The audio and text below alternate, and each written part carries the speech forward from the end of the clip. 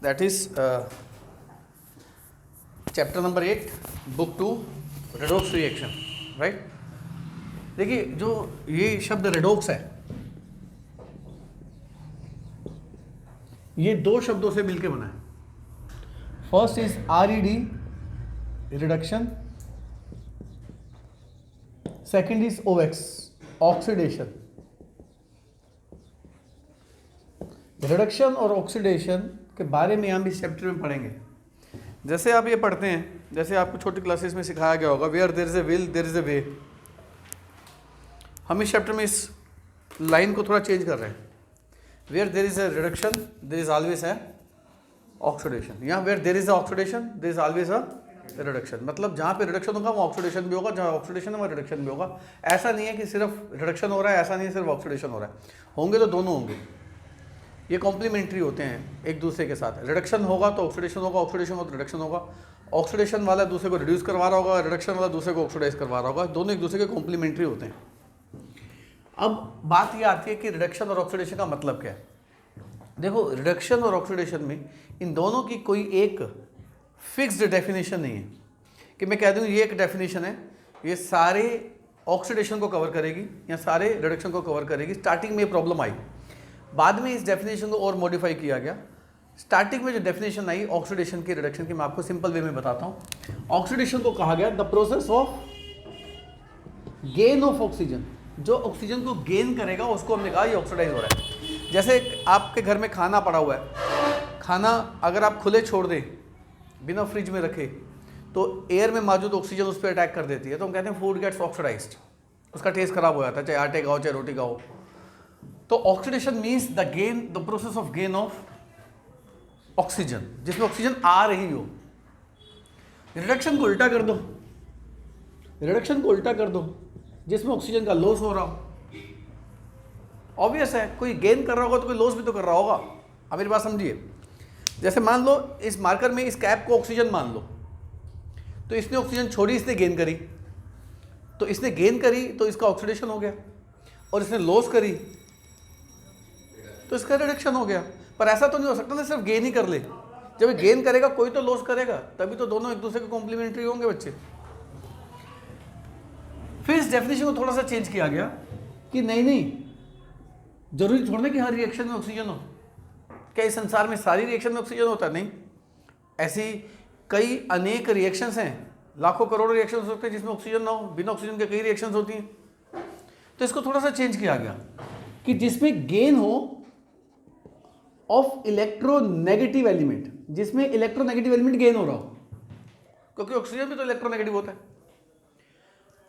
और इसको उल्टा कर दो, the process of gain of, इसको आप लिख सकते हो गेन ऑफ इलेक्ट्रोपॉजिटिव या लॉस ऑफ इलेक्ट्रोनेगेटिव भी कह सकते हो। तो मैं इसको कर देता हूं the process of gain of electro positive element. अरे जो इलेक्ट्रो पॉजिटिव होते हैं वो लेस इलेक्ट्रोनेगेटिव होते हैं, तो आप इसको ये भी लिख सकते हैं। पर एक बात सोचो, क्या सारी रिएक्शन में इलेक्ट्रोनेगेटिव एलिमेंट होंगे? ऐसा कहना मुश्किल है, पहचानना भी मुश्किल होता है। इलेक्ट्रोनेगेटिव का कंसेप्ट कई बार हो सकता है आपके इसके दिमाग में ना रहे, क्लियर ना हो।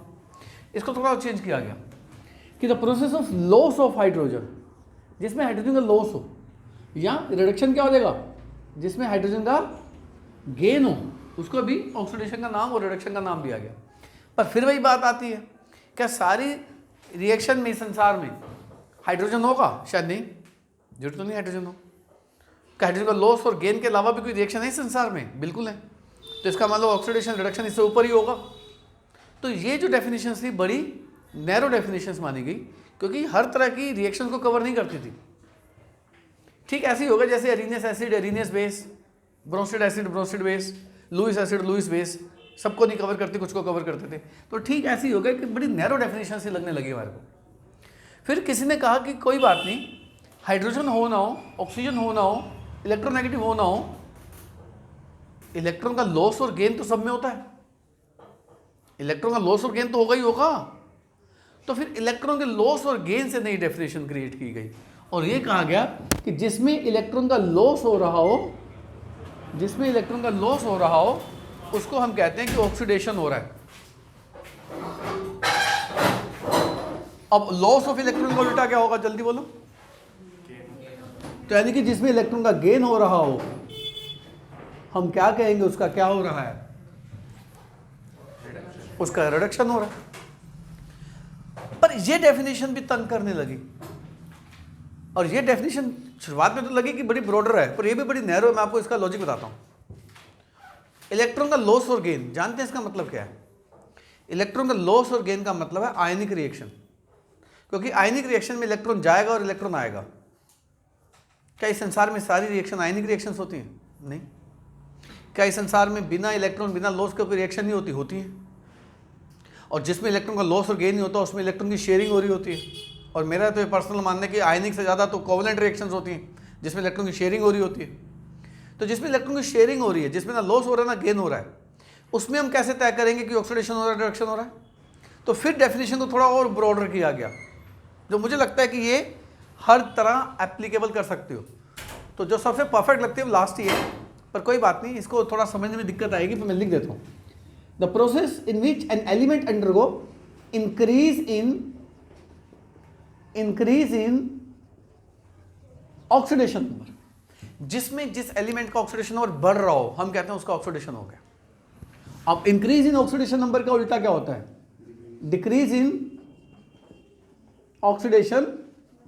तो जिसका ऑक्सीडेशन नंबर डिक्रीज हो रहा हो उसको हम क्या कहते हैं? रिडक्शन। याद करने का तरीका बताता हूं, जो बच्चों को मैं याद कराता हूं 12th तक याद रखना, क्योंकि 12th में ये डेफिनेशन ज्यादा काम आएगी।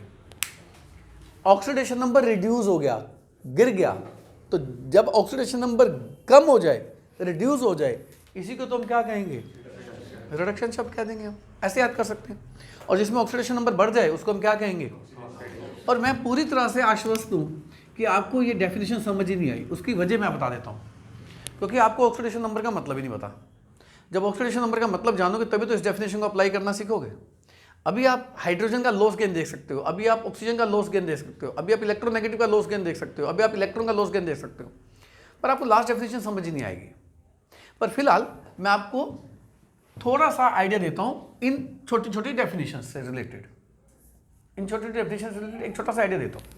आप जरा इस रिएक्शन पे गौर फरमाइए।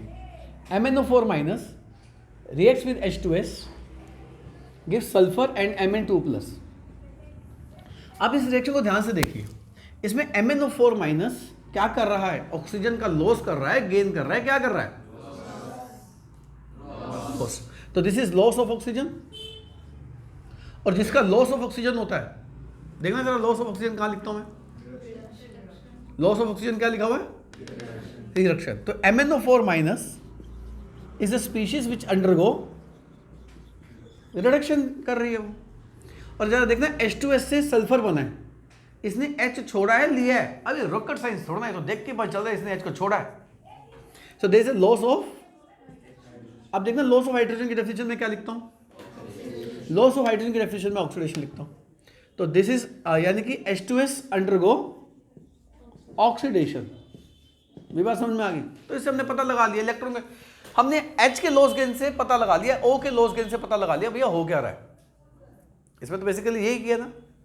आप एक और रिएक्शन के ऊपर अभी मैं एक और चीज लिखना चाहता हूं।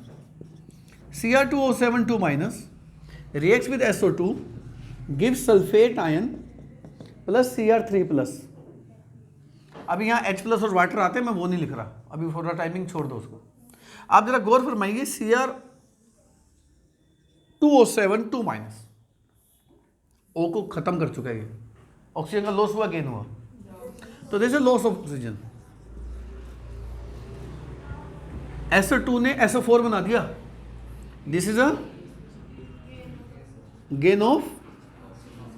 अच्छा, तो अगर Cr2O7 ने लॉस किया, लॉस की डेफिनेशन में क्या लिखता हूं? रिडक्शन। तो इसमें रिडक्शन किस स्पीशीज का हो रहा है? Cr2O7 का रिडक्शन हो रहा है। बच्चा पता क्या लिखता है? बच्चा लिखता है क्रोमियम का रिडक्शन हो रहा है। और नहीं भाई, ये पूरी स्पीशीज रिड्यूस हो रही है, ये पूरी स्पीशीज रिड्यूस हो रही है। और ऑक्सीडेशन किसका हो रहा है? SO2 गेन कर रहा है ना ऑक्सीजन, गेन ऑफ ऑक्सीजन क्या लिखता हूं भाई? ऑक्सीडेशन। तो इसका क्या, इस पूरी स्पीशीज का क्या हो रहा है? इसका हो रहा है ऑक्सीडेशन। बस समझ में आ गया मेरे बच्चों? ऑक्सीडेशन। और वैसे भी मैं मानता हूं कि अगर आपने एक चीज पता लगा ली कि इसका रिडक्शन हो रहा है, इसका ऑक्सीडेशन हो रहा है, तो आपने एक चीज का रिडक्शन पता लगा लिया तो दूसरा ऑक्सीडाइज हो रहा होगा, ऑक्सीडेशन पता लगा लिया तो दूसरा रिड्यूस हो रहा होगा। तो बहुत ही सिंपल सी बात है। पर अब बात करते हैं ऑक्सीडाइजिंग एजेंट और रिड्यूसिंग एजेंट की। देखो अगर मैं मान लूं ये मेरी कैप जो है ये ऑक्सीजन है, ऑक्सीजन इसने छोड़ी, इसने गेन कर ली, तो ये ऑक्सीडाइज हुआ और ये क्या हुआ, रिड्यूस हुआ। ये रिड्यूस हुआ क्योंकि इसने ऑक्सीजन छोड़ी। पर एक बात सोचो, इसको ऑक्सीजन दी किसने, इसने दी, तो इसको ऑक्सीजन गेन किसने कराई, इसने कराई, तो इसका ऑक्सीडेशन किसने कराया, इसने कराया। तो वो ये एजेंट है जो ऑक्सीडेशन करा रहा है। तो ये कौन सा एजेंट हो गया, ऑक्सीडाइजिंग एजेंट हो गया। पर ये खुद क्या हो रहा है, खुद रिड्यूस हो रहा है। और एक और बात सोचो, अगर ये ना होता तो क्या ये ऑक्सीजन छोड़ता, ये नहीं छोड़ता। अगर ये ना होता ये ऑक्सीजन ना छोड़ता। तो अगर ये है, इसने कहा ऑक्सीजन छोड़, मैं कैच करता हूं, तो इसने ऑक्सीजन छोड़ी, इसे पकड़ ली, यानी कि इसका रिडक्शन इसी की वजह से हुआ ना। अगर गेन ना कर, अगर मना कर देता मैं नहीं गेन कर रहा भाई चल भाग, तो क्या ऑक्सीजन छोड़ता, तो क्या रिड्यूस होता। तो इसका रिडक्शन कराने में कौन जिम्मेवार है, क्योंकि इसका खुद का क्या हो रहा है, ऑक्सीडेशन। तो जिसका खुद का ऑक्सीडेशन हो रहा होता है वो रिड्यूसिंग एजेंट, और जिसका खुद का रिडक्शन हो रहा होता है वो ऑक्सीडाइजिंग एजेंट। ये कोई रॉकेट साइंस नहीं, बड़ी सिंपल सी बात है। एजेंट मतलब जो उसकी मदद कर रहा है उस चीज में। मेरी बात समझे आप। अब एक बात का जवाब दो, इसमें MnO4 माइनस में से ऑक्सीजन निकालने के लिए कौन रेस्पॉन्सिबल है, ये यानी कि MnO4 का रिडक्शन कराने के लिए कौन रेस्पॉन्सिबल है, H2S। तो H2S कौन सा एजेंट हुआ, और MnO4 माइनस खुद कौन सा एजेंट हुआ, ये ऑक्सीडाइजिंग एजेंट हुआ। मेरी बात समझ में आई। अब इधर देखना, इसमें से ऑक्सीजन निकलवाई किसने, इसने निकलवाई ना। तो इसका रिडक्शन कराया किसने, इसने कराया ना। तो SO2 कौन सा एजेंट हुआ, रिड्यूसिंग एजेंट हुआ। और इसका ऑक्सीडेशन, इसको ऑक्सीजन दी किसने, इसको ऑक्सीजन तो इसने दी ना, तो इसका ऑक्सीडेशन इसने करवाया। तो ये कौन सा एजेंट हुआ भाई, ये हो गया ऑक्सीडाइजिंग, ये हो गया ऑक्सीडाइजिंग एजेंट। तो एक बात बताओ, क्या ऑक्सीडाइजिंग एजेंट और रिड्यूसिंग एजेंट की डेफिनेशन बनाना मुश्किल आसान है, इनमें पॉज करना। तो अब ऑक्सीडाइजिंग एजेंट की डेफिनेशन मुश्किल नहीं है। तो what is the definition of oxidising agent. वैसे देखा जाए, हाँ ऑक्सीडाइजिंग एजेंट का एक और नाम होता है, ऑक्सीडाइजिंग एजेंट का एक और नाम होता है, उसको कहते हैं ऑक्सीडेंट। ऑक्सीडेंट। अब ऑक्सीडाइजिंग एजेंट की या ऑक्सीडेंट की डेफिनेशन क्या बन जाएगी, मन में एक चीज क्लियर कर लेना। अगर आपने डेफिनेशन याद करने की जरूरत ही नहीं, आप दिमाग में एक चीज क्लियर कर लेना,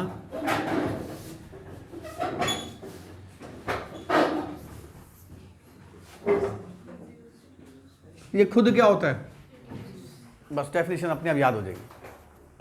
डेफिनेशन अपने आप याद हो जाएगी कि भैया ऑक्सीडाइजिंग एजेंट या ऑक्सीडेंट वो होता है जो खुद रिड्यूस हो रहा हो, यानी कि जो रिडक्शन की डेफिनेशन में है वो ऑक्सीडाइजिंग एजेंट हो गया। यानी कि oxidising agent is a substance which itself undergo loss of oxygen, either gain of electropositive element or gain of hydrogen or gain of electron or undergo decrease in। पर ये मत लिख देना oxidising agent is a substance which itself gets reduced, ये तो आपको याद करने के लिए बताई गई बात, तो इसकी डेफिनेशन नहीं लिखना मैं। अब आप गैस करो फिर रिड्यूसिंग एजेंट। अच्छा रिड्यूसिंग एजेंट का नाम भी गैस कर लोगे, फिर क्या होगा, रिडक्टेंट। और ये खुद क्या हो रहा होता है, ये खुद हो रहा होता है भैया ऑक्सीडाइज्ड। क्या हो रहा होता है, ऑक्सीडाइज्ड। तो आप खुद सोचो, जो ऑक्सीडेशन की डेफिनेशन में आएगा वो रिड्यूसिंग एजेंट की डेफिनेशन बन जाएगी। So reducing agent is a substance which undergo gain of oxygen, either gain of electropositive negative element or gain loss of hydrogen or loss of electron or undergo increase in oxidation number. मैं मानता हूं अभी oxidation number की definition आपको आती नहीं है, तो लास्ट डेफिनेशन आपको मैं समझा भी नहीं रहा। पर फिर वही बात आती है, क्या सारी रिएक्शन में इलेक्ट्रॉन का लॉस क्या सारी रिएक्शन में हाइड्रोजन का लॉस, हाइड्रोजन का गेन, ऑक्सीजन का लॉस, ऑक्सीजन का गेन होता है? ऐसा नहीं होता। कई ऐसी रिएक्शन होती है जिसमें इलेक्ट्रॉन का लॉस और गेन हो रहा होता है। चलो वो देखते हैं। आप इस रिएक्शन को देखिए, magnesium plus Cl2 gives MgCl2। This is a simple ionic reaction, आप केमिकल बॉन्डिंग में पढ़ के आए हैं, उसमें मैंने आयनिक बॉन्ड बना के भी दिखाया था, और ये 10th क्लास में भी सिखा दिया जाता है कि MgCl2 आयनिक बॉन्ड में कैसे बनता है। अब इसमें सबको पता है कि मैग्नीशियम जो होता है वो Mg2+ में कन्वर्ट होता है 2 इलेक्ट्रॉन को छोड़ के, सबको पता है मैग्नीशियम इलेक्ट्रॉन 2 छोड़ेगा, और क्लोरीन के दो इलेक्ट्रॉन गेन करते हैं और Cl- में कन्वर्ट होते हैं, तब जाके Mg2+ और Cl- मिलकर MgCl2 बनाते हैं। तो कौन इलेक्ट्रॉन का लॉस कर रहा है, कौन इलेक्ट्रॉन का गेन कर रहा है भाई? कौन इलेक्ट्रॉन का लॉस कर रहा है? Mg। तो Mg इलेक्ट्रॉन का लॉस कर रहा है, तो इसका क्या हो रहा है? ऑक्सीडेशन को ब्रैकेट में O लिखते हैं, ये तरीका होता है लिखने का, ये भी एक लैंग्वेज है, सीख लो। स्क्वायर ब्रैकेट में O लिख दो, चलेगा, ठीक है। और गेन कौन कर रहा है? इसका क्या हो रहा है? रिडक्शन हो रहा है इसका। तो अब मैं इसकी कौन सी डेफिनेशन को अप्लाई करने लग गया? इलेक्ट्रॉन का लॉस और इलेक्ट्रॉन का गेन, क्योंकि यहाँ ऑक्सीजन नहीं है, यहाँ पे हाइड्रोजन नहीं है, यहाँ पे फिर कुछ तो कंसेप्ट लगेगा, यहाँ पे कुछ तो कंसेप्ट लगेगा। तो मैंने यहाँ पे कौन सा कंसेप्ट लगा दिया? Concept of loss of electron और गेन ऑफ इलेक्ट्रॉन। और एक बात सोचो, आप इसको मैग्नीशियम मान लो और इसकी कैप को इलेक्ट्रॉन मान लो, इसने इलेक्ट्रॉन छोड़ा और Cl ने इलेक्ट्रॉन गेन किया, तो Cl हो गया रिड्यूस, पर Cl का रिडक्शन कराया किसने? इसने ना, तो रिड्यूसिंग एजेंट, पर खुद क्या हो रहा है? ये ऑक्सीडाइज्ड। तो मैग्नीशियम का अगर ऑक्सीडेशन हो रहा है तो magnesium is reductant and Cl2 is oxidant. Logic समझ में आ गया? यानी कि ऑक्सीडाइजिंग एजेंट है, क्योंकि Cl ने इलेक्ट्रॉन गेन किया, तो अगर Cl इलेक्ट्रॉन गेन करने के लिए नहीं होता तो मैग्नीशियम का भी इलेक्ट्रॉन छोड़ता, तो मैग्नीशियम का इलेक्ट्रॉन किसने लॉस करवाया? Cl ने। मैग्नीशियम का ऑक्सीडेशन किसने कराया? और मैग्नीशियम ही गिर गया नीचे।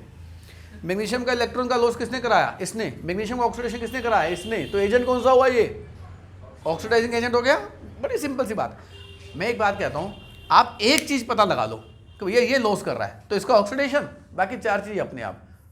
दूसरे का रिडक्शन, जिसका रिडक्शन वो ऑक्सीडाइजिंग एजेंट, और जिसका ऑक्सीडेशन वो रिड्यूसिंग एजेंट। ये बात समझ में आ गई? यहाँ तो कोई डाउट? तो अब मैं आपको NCERT के कुछ क्वेश्चंस करा देता हूँ जिसमें वो पूछता है कि कौन रिड्यूस हो रहा है और कौन ऑक्सीडाइज हो रहा है। देखिए, ये कुछ क्वेश्चंस हैं NCERT के। ये पहले ABC तो NCERT का इन-टेक्स्ट क्वेश्चंस हैं, सोल्ड एग्जांपल्स हैं, और DEFE जो है NCERT का बैक क्वेश्चन है। इसमें आपने ये प्रूव करना है कि कौन ऑक्सीडाइज कौन रिड्यूस। या अगर आपसे ये पूछ लिया जाए justify the following reaction is a redox reaction, तो भी आपने उसमें क्या करना होता है? आपने ये शो करना होता है कि इसमें इसका रिडक्शन हो रहा है, इसका ऑक्सीडेशन हो रहा है, इसलिए रेडॉक्स रिएक्शन। यहाँ से ये पूछा जा सकता है कि इसमें रिडक्शन बताओ किसका, ऑक्सीडेशन बताओ किसका, रिडक्टेंट कौन और ऑक्सीडेंट कौन, ये भी पूछा जा सकता है। पर अगर आपसे रेडॉक्स पूछा है कि justify this is a redox reaction, तो भी ये पता लगाना है कि इसका रिडक्शन किसका, ऑक्सीडेशन। जब आपने ये बता दिया इसका रिडक्शन इसका ऑक्सीडेशन, तो होगी ना रेडॉक्स रिएक्शन वो भी। और देखते हैं इसमें फर्स्ट में, देखिए आप, इसमें H2S ने हाइड्रोजन को लॉस कर दिया, लॉस ऑफ हाइड्रोजन हो गया, लॉस ऑफ हाइड्रोजन। आप बताना लॉस ऑफ हाइड्रोजन क्या होता है? तो यानी कि इसमें H2S का क्या हो रहा है? Loss of oxidation. क्या होता है भाई? लॉस ऑफ हाइड्रोजन क्या होता है? ऑक्सीडेशन हो गया। वैसे करने की जरूरत नहीं, अब करने की जरूरत ही नहीं है। तो दूसरे का क्या हो रहा होगा? रिडक्शन हो रहा होगा। और जिसको ऑक्सीडेशन होता है वो एजेंट कौन सा होता है? पूरा लिखना, R एजेंट कुछ नहीं होता, रिड्यूसिंग एजेंट होता है, यह रिडक्टेंट होता है। और ये फिर कौन सा एजेंट हो जाएगा? पर जस्टिफाई करने की बात आ जाए तो कह देना कि Cl2 ने H को गेन किया है, इसने गेन ऑफ क्या किया है, और गेन ऑफ H क्या होता है? रिडक्शन। अभी डेफिनेशन करा के आया हूँ।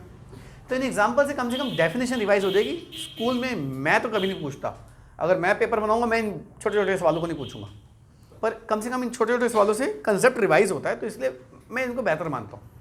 आगे चलते हैं। ये Fe3O4 है या Fe है भाई? ओ भैया, ये Fe है Fe3O4 है? ये Fe है या Fe3O4 है? O4 है। हाँ, देख जरा इसने क्या किया है, ऑक्सीजन का लॉस या गेन? लॉस ऑफ ऑक्सीजन क्या होता है?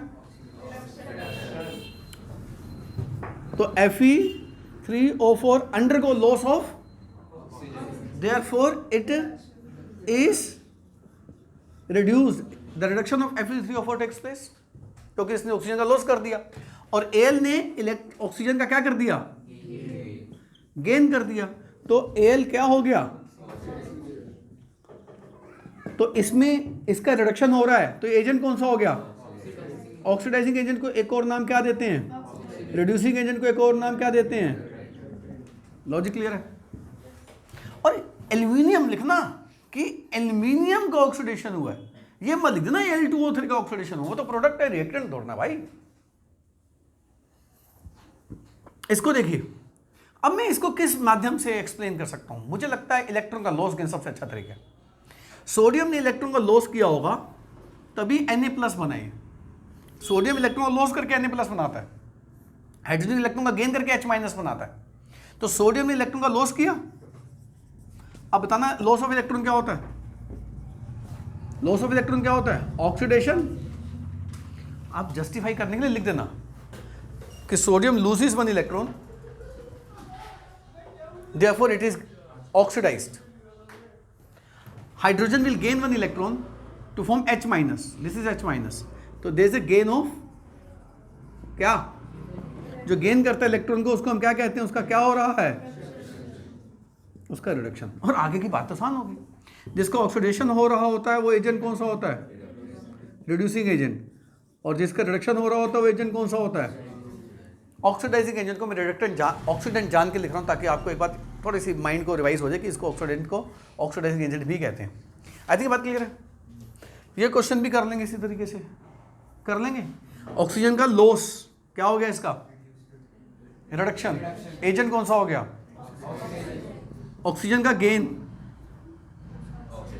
ऑक्सीडेशन, एजेंट कौन सा हो गया, ऑक्सीजन का लॉस, ऑक्सीजन का गेन। अब इधर आ जाओ, अब यहाँ ना ऑक्सीजन है ना हाइड्रोजन है। अब मैं किस माध्यम से इसको बताना चाहूँगा, इलेक्ट्रॉन के लॉस और गेन से। पोटेशियम अल्कली मेटल है भाई, अल्कली मेटल इलेक्ट्रॉन का लॉस ही करते हैं, इनके बस की कुछ नहीं है इलेक्ट्रॉन गेन करना। ये इलेक्ट्रॉन छोड़ने में माहिर हैं। क्यों छोड़ने में माहिर हैं, इसको हमने कहाँ पढ़ा था, केमिकल बॉन्डिंग में। क्योंकि केमिकल बॉन्डिंग में हमने ये पढ़ा था कि alkali metal sodium, potassium, rubidium, caesium, francium, they are having very low ionisation enthalpy and they require only 1 electron to lose to achieve stable noble gas configuration. तो ये एक इलेक्ट्रॉन छोड़ेंगे, गेन थोड़ा ना करेंगे, उनके बस की नहीं गेन करना। तो इसने तो लॉस ही करना है ना इलेक्ट्रॉन का। तो potassium undergo loss of, therefore it is oxidised. Fluorine टूट के F बनाएगा और F इलेक्ट्रॉन को गेन करेगा। और भूल गए group 17 elements, they are having very high tendency to gain electron due to 2 reasons. They are having very small size, high nuclear charge, and they require only 1 electron to achieve stable noble gas configuration. ये हमने chapter में पढ़ा chemical bonding में। तो gain करेगा, तो इसने gain किया भाई। अब लॉस ऑफ इलेक्ट्रॉन क्या होता है, ऑक्सीडेशन। पर पूरा लिखना, oxidation of K takes place, reduction of F2 takes place, therefore it is a redox reaction. अगर ये कहे justify this is redox reaction. इसी तरीके से ये भी आसान लग रहा है, मुश्किल नहीं लग रहा। एक इलेक्ट्रॉन एक O का क्या कर रहा है, ये H का लॉस और O का गेन, बताओ क्या हो गया, ऑक्सीडेशन हो गया। अगर इसका ऑक्सीडेशन होगा तो इसका क्या हो गया, क्योंकि इसने H गेन कर लिया। कर लेंगे बच्चे क्वेश्चंस। तो ये तो खैर बहुत ही आसान है, इसमें कुछ भी मुश्किल नहीं है। पर मेरा ये मानना है कि इन सब से जो ज़्यादा बेहतर बात रहती है वो कौन सी रहती है, the concept of oxidation number. Oxidation number के माध्यम से आप ये बताएं किसका ऑक्सीडेशन हो रहा है और किसका रिडक्शन हो रहा है। पर उससे पहले आपको ये पता होना चाहिए कि व्हाट इज ऑक्सीडेशन नंबर। तो आओ पहले ऑक्सीडेशन नंबर को हम सीखते हैं कि ऑक्सीडेशन नंबर क्या होता है। चलिए सीखते हैं ऑक्सीडेशन नंबर क्या होता है। हाँ जी बच्चे, देखिए अब हम बात करेंगे कि ऑक्सीडेशन नंबर क्या भला है। अगर ये सीखेंगे तभी हमें वो डेफिनेशन समझ में आएगी। देखिए अगर आप कोई भी मॉलिक्यूल देख लें, कोई भी CO2,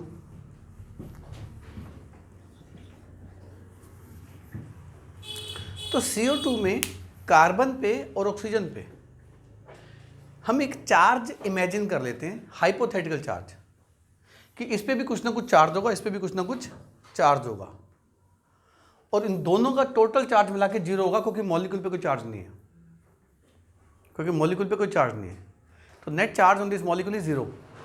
कोई ऐसा तो नहीं जो सोच रहा है कि कार्बन डाइऑक्साइड पे एक चार्ज है कि सर मैंने पढ़ा था कुछ नहीं होता तो 1 होता है। 0 चार्ज है इसके ऊपर, कोई चार्ज नहीं है इसके ऊपर, न्यूट्रल मॉलिक्यूल है। तो यानी कि इसका चार्ज और इसका चार्ज मिला के क्या होगा? 0 होगा। तो कार्बन और ऑक्सीजन पे जो हाइपोथेटिकल चार्ज होगा उसको हम कार्बन का ऑक्सीडेशन नंबर और ऑक्सीजन का ऑक्सीडेशन नंबर कहते हैं।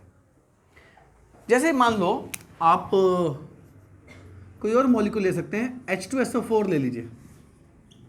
इसमें हाइड्रोजन पे, सल्फर पे और ऑक्सीजन पे जो हाइपोथेटिकल चार्ज होगा within this molecule, that charge is known as oxidation number, oxidation number of that element. So oxidation number of an element means the hypothetical charge present on an atom within the molecule, provided all the species are involved in the ionic bond formation. पर कभी कभी मान लो ये ion इस form में है, इसमें sulphur का हाइपोथेटिकल चार्ज और 4 ऑक्सीजन का हाइपोथेटिकल चार्ज मिला के टोटल -2 के इक्वल आएगा, क्योंकि ओवरऑल स्पीशीज इज -2। अब कभी कभी पॉजिटिव चार्ज भी आ जाता है, जैसे H3O पॉजिटिव, यानी कि इसमें इसका हाइपोथेटिकल चार्ज मिला के टोटल कितना आएगा? +1। तो ऑक्सीडेशन नंबर की डेफिनेशन क्लियर होगी। It is that hypothetical charge और imaginary charge present on an atom within the molecule, provided all the species are involved in an ionic bond formation. अब oxidation number जो है निकालने के लिए कुछ एलिमेंट का ऑक्सीडेशन नंबर फिक्स होता है, वो कभी नहीं बदलेगा। तो जिनका फिक्स है उनका तो याद कर लो कि भैया इसका हमेशा ये होता है, इसका हमेशा ये होता है, उनका तो आपको याद करना ही पड़ेगा। जिसका फिक्स नहीं होता उसका हम निकालेंगे। जैसे ग्रुप 1 के कौन कौन से मेटल थे? लीना, कलरास्य फरार, lithium, sodium, potassium, rubidium, caesium, francium. इनका ऑक्सीडेशन नंबर हमेशा ऑलवेज +1। कोई सेकंड थॉट भी मत दे देना। और अगर कभी पूछ लेना कि इस कंपाउंड में सोडियम का ऑक्सीडेशन नंबर +1, किसी भी कंपाउंड में सोडियम होगा तो उसकी ऑक्सीडेशन नंबर क्या होगी? हमेशा नो सेकंड थॉट। अब ग्रुप 2 वालों का क्या होगा वो तो आप समझ ही गए। Beryllium, magnesium, calcium, strontium, barium, radium, हमेशा कितना भाई? हमेशा +2। यानी कि barium oxide oxidation number +2, barium peroxide oxidation number +2, sodium super oxide oxidation number sodium +1, potassium super oxide oxidation number of potassium +1। कोई सेकंड थॉट ही नहीं देनी। ऐसे जो ग्रुप 13 में बोरोन है, एल्यूमिनियम है, इनका हमेशा कितना लेंगे आप? इनका हमेशा +3 लेंगे। जिनका फिक्स है उनका बता रहा हूं, याद कर लेना। और जो ग्रुप 17 है, हेलोजेंस, कौन कौन से होते हैं halogens? Fluorine, chlorine, bromine, iodine, इनका हमेशा -1। जिस भी कंपाउंड में चले जाएंगे इनका -1 होगा। हाँ, अगर मान लो इनका होमोन्यूक्लियर मॉलिक्यूल है, जैसे F2 है, फिर तो 0 होगा, 0, फिर -1 नहीं होगा। समझ आ रही है? दोनों F हैं, दोनों FF हैं, तो दोनों का 0 हो जाएगा। जैसे Cl2 है, Cl का ऑक्सीडेशन नंबर कितना हो जाएगा? 0 ही हो जाएगा, इसमें इसका कोई ऑक्सीडेशन नंबर नहीं होगा। पर अगर मान लो HF है तो इसमें F का ऑक्सीडेशन नंबर कितना होगा? हमेशा कितना होगा? -1। पर इनमें से इनका मैं थोड़ा सा चेंज कर देता हूँ, थोड़ी सी बात गलत हो जाएगी यहाँ पे, नहीं तो मैं थोड़ा चेंज कर देता हूँ इस बात को। फ्लोरीन का -1 लिखना, फ्लोरीन का ग्रुप 17 में फ्लोरीन इज ऑलवेज -1। मतलब फ्लोरीन का कोई भी कंपाउंड ले लो, चलो मैं बोलता हूँ HF, fluorine -1, F2O, fluorine -1। Fluorine ने -1 के अलावा कोई ऑक्सीडेशन नंबर लेना ही नहीं है। कोई और सेकंड थॉट भी मत दे देना, प्लस दे दूं, माइनस दे दूं, जीरो दे दूं। जीरो कब होगा? F2 में जीरो होगा, दोनों F है ना। तो F इज ऑलवेज -1। तो जिनकी फिक्स है मैं उनकी लिख देता हूँ, हाइड्रोजन की चेंज भी हो जाती है, वेरिएबल भी होती है। ऑक्सीजन जनरली -2, जनरली -2 होगी ऑक्सीजन की, माइनस में होगी। बट अगर ऑक्सीजन फ्लोरीन के साथ आ गया है, अगर ऑक्सीजन किसके साथ आ गया है, तो फिर ऑक्सीजन +2 हो जाएगा। क्योंकि देखो मोस्ट इलेक्ट्रोनेगेटिव एलिमेंट कौन सा होता है? फ्लोरीन, तो उसकी तो हमेशा नेगेटिव होगी। वाई 12th क्लास का question, why fluorine always show -1 oxidation state? जवाब, because fluorine is most electronegative element known in the periodic table. उससे ज़्यादा ताकतवर कोई नहीं है, तो ताकतवर के ऊपर नेगेटिव भी आएगा, ताकतवर को पॉजिटिव थोड़ा देंगे हम चार्ज। तो ये भी लॉजिक लगा सकते हैं आप। तो फ्लोरीन हमेशा -1। तो अगर ऑक्सीजन फ्लोरीन के साथ आ गया है तो फ्लोरीन कहेगा भैया मैं तो माइनस लूंगा, तो फिर ऑक्सीजन को क्या देनी पड़ेगी? प्लस देनी पड़ेगी। मैं आपको एग्जांपल देता हूं, जैसे OF2, F ने क्या लेना है? Plus minus. F कहेगा भैया मैं तो माइनस लूंगा, तो -1 के कितने लग रहे हैं आपको? -1 के 2 हो गए, तो ऑक्सीजन +2 नहीं हो जाएगा क्योंकि पूरा मॉलिक्यूल 0 है। तो ऑक्सीजन प्लस कब होता है? तो 12th क्लास में है question, give an example of compound where oxygen shows positive oxidation number. जवाब, विद फ्लोरीन OF2। हाँ, ऑक्सीजन ज्यादातर -2 होगा। तो अगर फ्लोरीन के अलावा ऑक्सीजन बॉन्ड बना रहा है, फ्लोरीन के अलावा, तो उसकी ऑक्सीडेशन स्टेट क्या होगी? फ्लोरीन के अलावा बॉन्ड बना रहा है तो उसकी ऑक्सीडेशन नंबर क्या होगी? माइनस में चली जाएगी, फ्लोरीन के अलावा है तो। हाँ, जब ऑक्सीजन इसमें है O2, इसमें तो 0 ही है, इसमें दोनों की 0 है, इसमें फिर -2 मत ले लेना, इसमें -2 मत ले लेना। हाँ, ऑक्सीजन समटाइम्स शोस -1, ऑक्सीजन की कभी कभी -1 भी होगी। कब? जब वो पेरोक्साइड बॉन्ड बनाएगा। पेरोक्साइड बॉन्ड क्या होता है? वेट कर लो। तो पेरोक्साइड बॉन्ड में ऑक्सीजन की ऑक्सीडेशन नंबर कितनी हो जाएगी? -1। वैसे ज्यादातर क्या होगा? ऑक्सीजन -2। पेरोक्साइड आ गया, hydrogen peroxide, what is oxidation number of oxygen? Sodium peroxide -1 oxygen. और हाँ, समटाइम्स ऑक्सीजन शोज -1/2 शो करेगा सुपर ऑक्साइड के साथ। जब सुपर ऑक्साइड आयन बनाएगा तो उसकी ऑक्सीडेशन नंबर कितनी हो जाएगी? Potassium super oxide, oxygen. आपको शो करता हूं कैसे। ये होता है पोटेशियम सुपर ऑक्साइड KO2। अब इसमें ऑक्सीजन -1/2 निकलेगा, देखो कैसे दिखाता हूं कैसे -1/2 निकलेगा। K ने हमेशा कितना होना है? K तो कोई ऑप्शन ही नहीं लेके बैठा हुआ, तो +1 में होगा। इसको +1 देना, जरा +1 दे दिया। इसको x मान लो, हमें नहीं पता इसकी कितनी है। x के 2 हो गए, x के 2 हो गए, और पूरा मॉलिक्यूल पे चार्ज कितना है? +1 -1 0। तो x की वैल्यू कितनी आ गई? तो ऑक्सीजन की ऑक्सीडेशन नंबर कितनी आ गई? माइनस। और जब ऑक्सीजन की -1/2 आ जाए, समझ जाना सामने वाला सुपर ऑक्साइड है।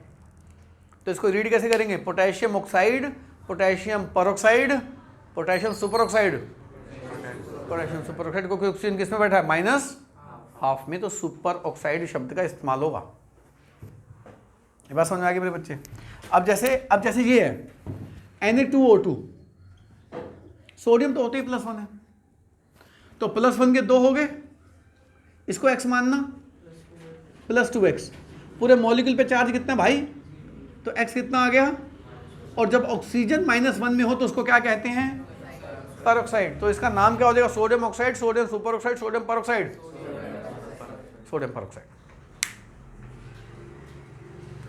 तो ज्यादातर ऑक्सीजन किसमें होगा मेरे बच्चों? -2। फ्लोरीन के साथ आ गया तो +2, फ्लोरीन के साथ +2। और -1 आ गया तो वो पर ऑक्साइड, -1/2 आ गया तो वो, पर ज़्यादा केस नहीं है सुपर ऑक्साइड की, चिंता मत करना। ऑक्सीजन ज़्यादातर आपको किस में दिखाई देगा? -2 में। देखो जी, नाइट्रोजन जनरली क्या शो करेगा?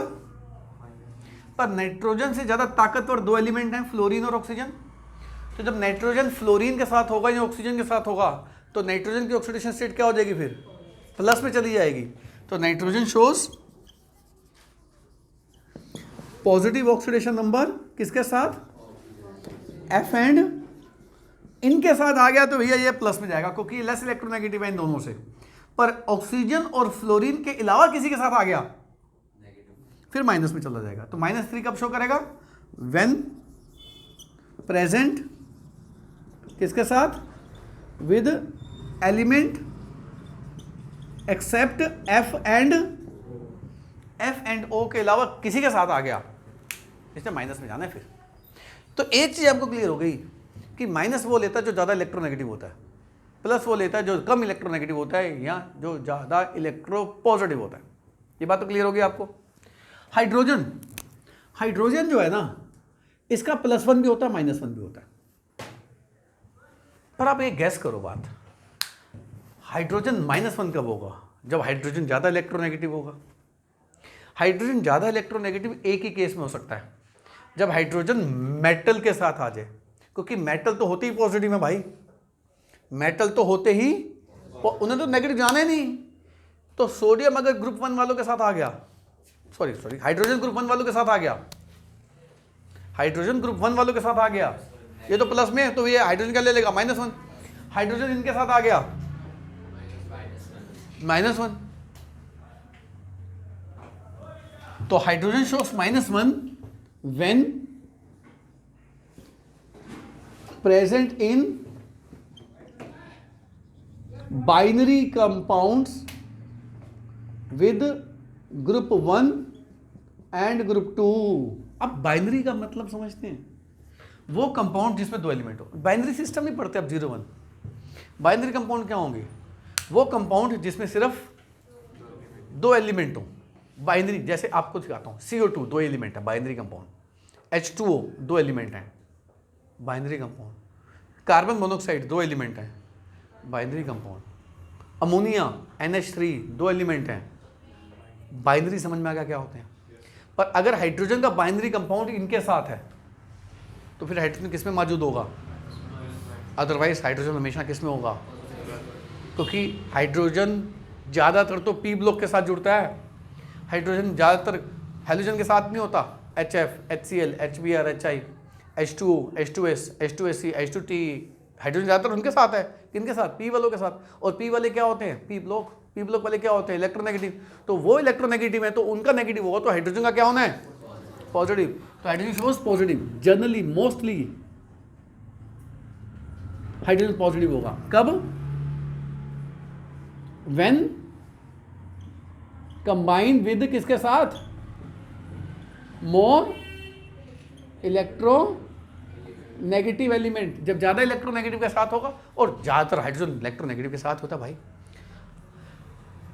अगर मैं कोई भी कंपाउंड बोलूं जो इनका बाइनरी ना हो हाइड्रोजन के साथ, तो उसमें H को क्या लेना है आपने? +1। H2SO4 H क्या लोगे? +1।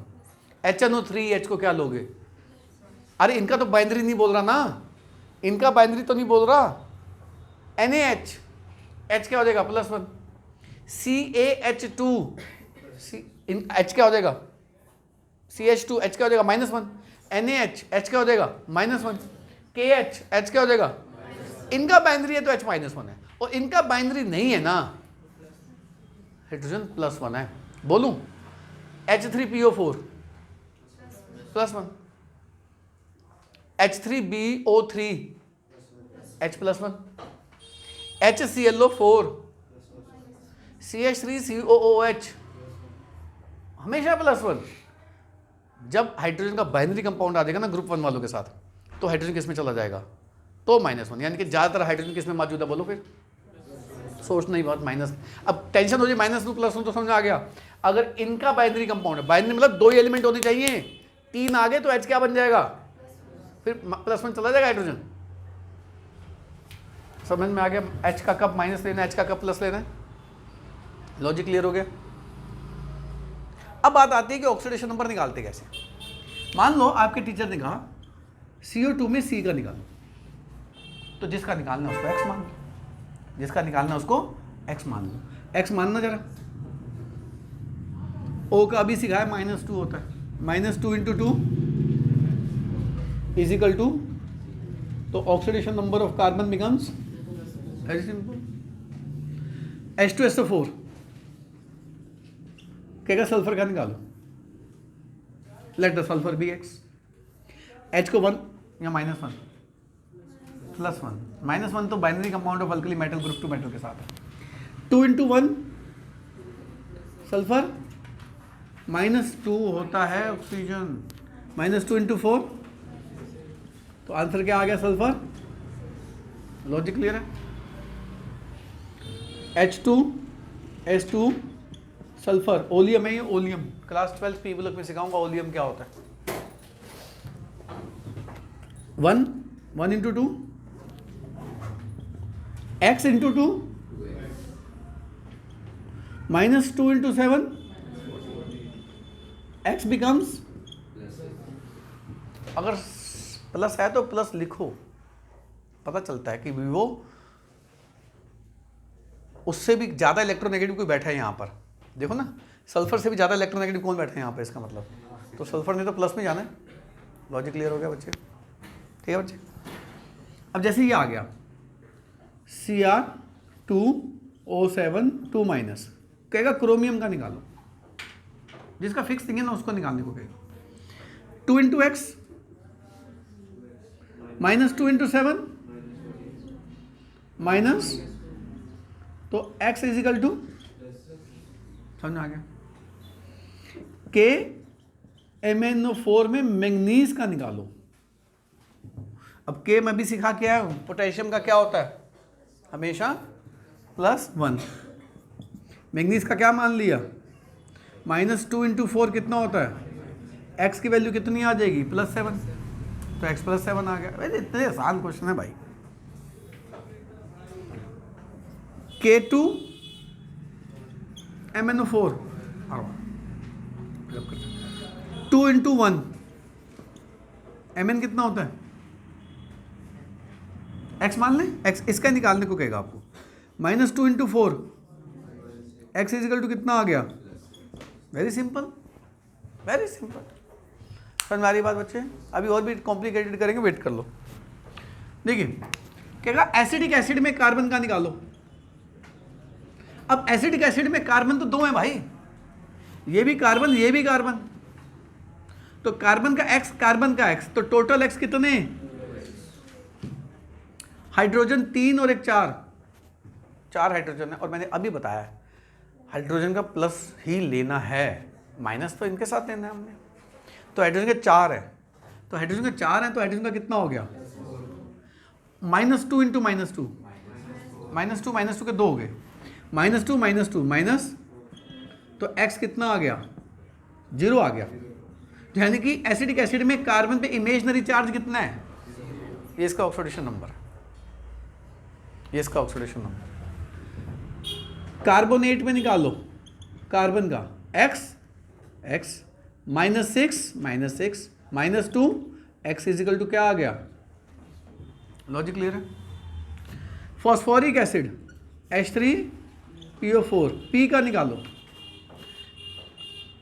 H को +1 लो -1 लो, +1 के 3, फॉस्फोरस X -2 के 4, तो X कितना आ गया? Very simple. ClO4-, इसका नाम है पर क्लोरेट आयन। क्या नाम है इसका? पर क्लोरेट आयन। सारे 12th क्लास के पी ब्लॉक में सीखोगे।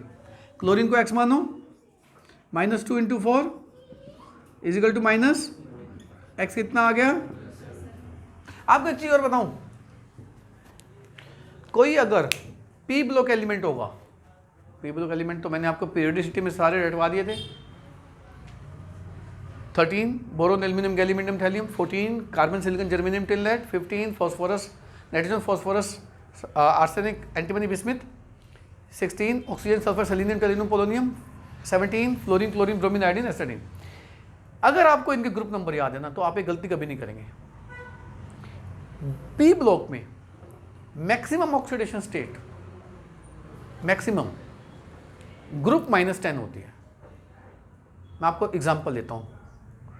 फ्लोरीन को छोड़ दो, क्लोरीन, ब्रोमीन, आयोडीन, एसिटिन, कौन सा ग्रुप है इनका? कौन सा ग्रुप है इनका? 17। 17 से 10 माइनस करो, 7 से ऊपर कभी नहीं आएगा क्लोरीन। 7 से ऊपर कभी नहीं जाएगा क्लोरीन।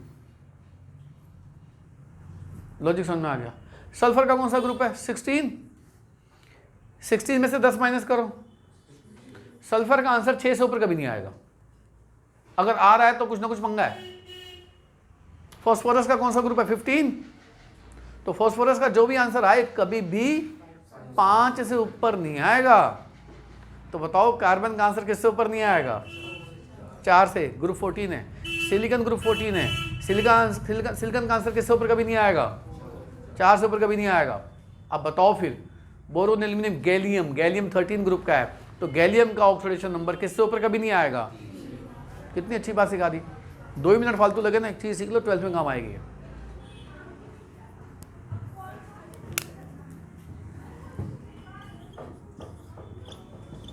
क्रोमियम का निकालो, x -8, तो x =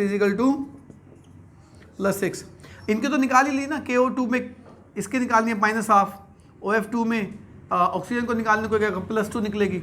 इनमें इनकी ऑक्सीडेशन स्टेट कितनी आ जानी है? 0। P4 में बताओ P की ऑक्सीडेशन स्टेट कितनी आ जानी है? 0। होमोन्यूक्लियर मॉलिक्यूल है ना, एक जैसे एटम है सारे, तो ऑक्सीडेशन नंबर कितने हो जानी है उनके? फिर 0। लॉजिक क्लियर है मेरे बच्चे? आओ ऑक्सीडेशन नंबर के और क्वेश्चन करते हैं। देखिए ये कुछ क्वेश्चंस हैं, एनसीईआरटी का बैक क्वेश्चन है। आप एनसीईआरटी खोलेंगे, लास्ट में जाएंगे एक्सरसाइज में, तो पहला क्वेश्चन ही आपको ये मिल जाएगा। कह रहा है कि जो अंडरलाइन एलिमेंट है इनकी ऑक्सीडेशन नंबर निकालो। सोडियम हमेशा कितना होता है? हाइड्रोजन +1 ही होना है, माइनस में थोड़ा जाएगा, बाइनरी एलिमेंट थोड़ा ना ये। बच्चा पता क्या कहता है? बच्चा कहता है सोडियम के साथ है तो माइनस ले लो। माइनस कब लेना है? जब सिर्फ सोडियम और हाइड्रोजन हो, बाइनरी हो। ये बाइनरी थोड़ा भाई। तो +1 के 2। फास्फोरस को क्या मान लो? -2 × 4। पूरा मॉलिक्यूल पे चार्ज कितना है? x निकालते रहो। सल्फर, सोडियम को कितना मान लो? हाइड्रोजन कितना, फिर सल्फर को कितना? -2 × 4। पूरा मॉलिक्यूल कितना है? न्यूट्रल। x निकालते रहो। पर सल्फर का आंसर किससे ज़्यादा नहीं आएगा? 6 से। अगर है तो कुछ पंगा है, अभी वो कराऊंगा क्वेश्चन, एक्सेप्शंस हैं, कराऊंगा। P का निकालना है, हाइड्रोजन प्लस में माइनस में 4। P2 है 2x, -2 × 7, x निकालते रहो। K2MnO4 अभी कराया है, मैं नहीं करा रहा दोबारा। हाँ, इसमें ऑक्सीजन का निकालना है। तो बताओ कैल्शियम का भी करा के आया हूँ। कैल्शियम का कितना होता है? +2 होता है हमेशा। तो +2 x मान ले, x × 2, तो x की वैल्यू कितनी आ गई? तो -1 कब होता है जरा बताना? सुपर ऑक्साइड में, पर ऑक्साइड में? तो how will you read this molecule? Calcium oxide, calcium peroxide, calcium superoxide? Calcium peroxide. Logic समझ में आ गया? बोरोन का निकालना है। सोडियम तो होते ही किसमें है? 1 में। बोरोन क्या हो गया? अब hydrogen minus low, plus low. Minus कब लेना होता है? जब बाइनरी कंपाउंड हो। किनके साथ? ग्रुप 1 वालों के साथ और ग्रुप 2 वालों के साथ। तो +4, तो बोरोन का कितना आ जाएगा? माइनस में आ गया बोरोन। समझ में आ गई बात जी? पर ये NaBH4 होता है ना, इसको ये लिखते हैं तो इसमें लिगेंड की तरह काम करता है। -1 लेंगे, हाइड्राइड लेते हैं। दरअसल कोऑर्डिनेट कंपाउंड है, इसमें -1 लो, इसमें माइनस लो। बोरोन प्लस में नहीं आएगा, सॉरी बोरोन माइनस में नहीं आएगा, बोरोन +3 ही होगा। तो इसमें कितना हो जाएगा? प्लस। ये कोऑर्डिनेट कंपाउंड होता है एक्चुअली, इसका नाम होता है सोडियम टेट्राहाइड्राइडो बोरेट 3, 12th क्लास में कराऊंगा। तो जब कोऑर्डिनेट कंपाउंड है, लिगेंड है, लिगेंड -1 में ही होते हैं, तो एज ए लिगेंड काम कर रहा है इसमें। तो 12th में कराएंगे लिगेंड में -1 कैसे ले लिया। सल्फर का बताओ कितना होगा? अभी तो कराया, ओलियम है ये, अभी तो कराया।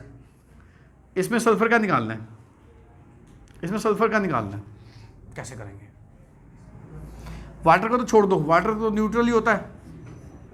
पोटेशियम का कितना होता है, एल्यूमिनियम का कितना होता है,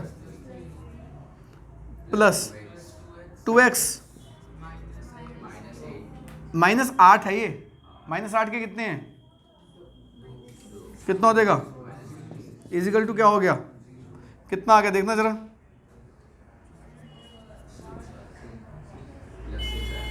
तो x कितना आ गया, बोलो। सल्फर ने आनी 6 से ऊपर, है ही नहीं, मुश्किल ही।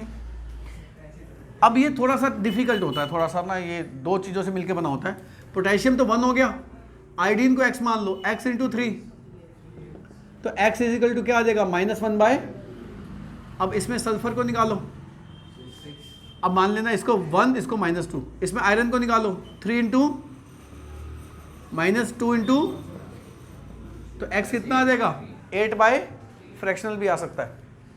कार्बन को मानो, कार्बन के कितने हैं, 2, कार्बन के 2 है तो 2x हो गया। हाइड्रोजन का देखना 3, 4, 5, 6 O -2 इजिकल टू, तो 2x + 4 इजिकल टू, तो x कितना आ गया, माइनस, समझ में आ गया जी।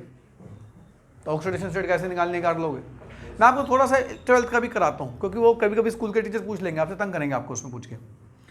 देखो एक होता है H2SO8, आप मेरे तरीके से निकालना जो अभी तक निकाल रहे थे। सल्फर की क्या आनी चाहिए, जो अभी तक सीखा हमने, 2 + 2x - x इजिकल टू कितना आ रहा है देखना जरा, आ सकता है +7, कभी नहीं आएगा, क्योंकि सल्फर का ग्रुप क्या होता है।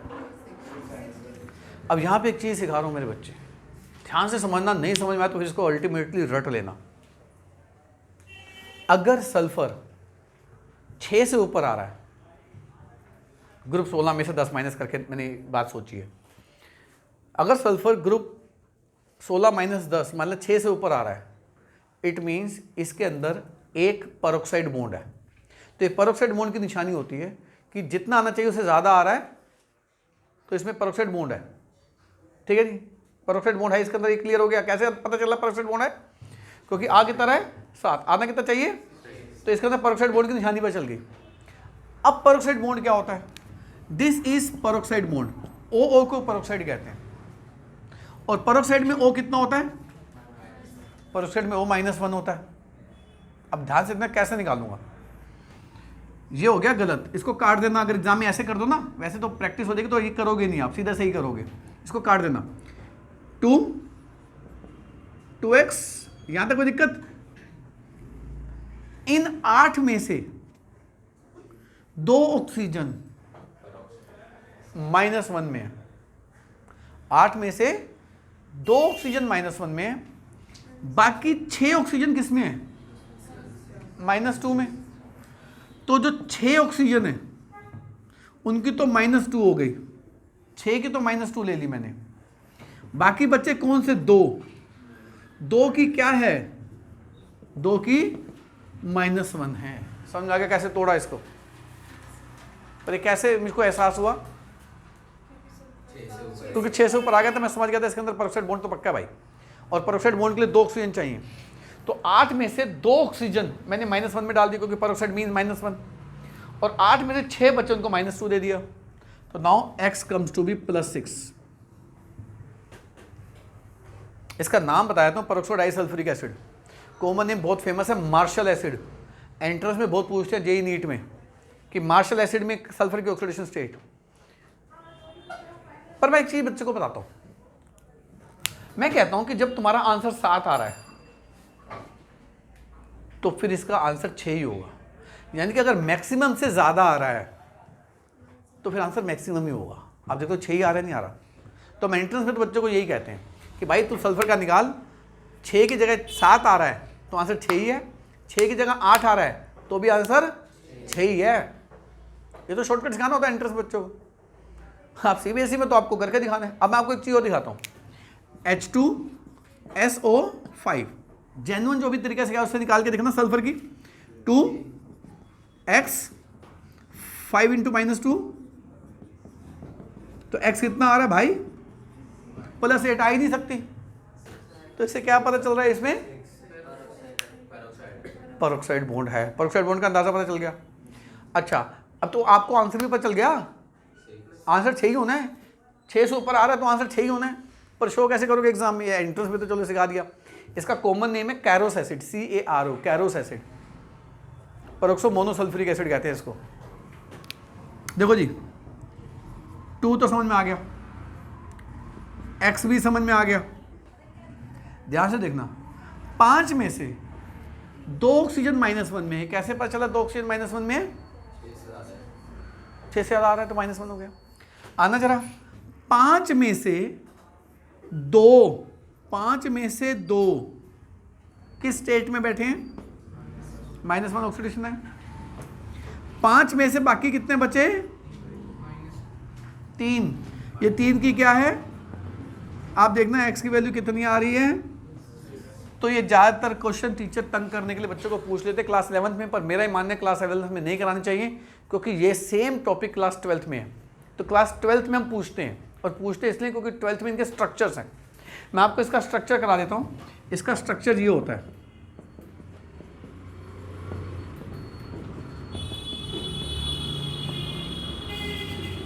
और 12th में ऐसे सिखाऊंगा।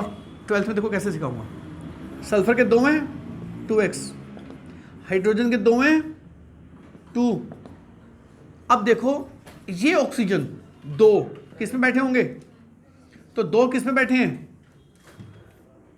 बाकी ये 3, ये 3, यानी कि टोटल 6 किस में बैठे हैं? तो x = +6 आ जाएगा। तो स्ट्रक्चर वाइज भी आप कर सकते हो। पर एक बात बताओ, 11 में पूछने का क्या सेंस बनती है? 11 में तो स्ट्रक्चर ही नहीं है बच्चों को, बच्चा कैसे कर लेगा? और इसका स्ट्रक्चर देखो क्या होता है।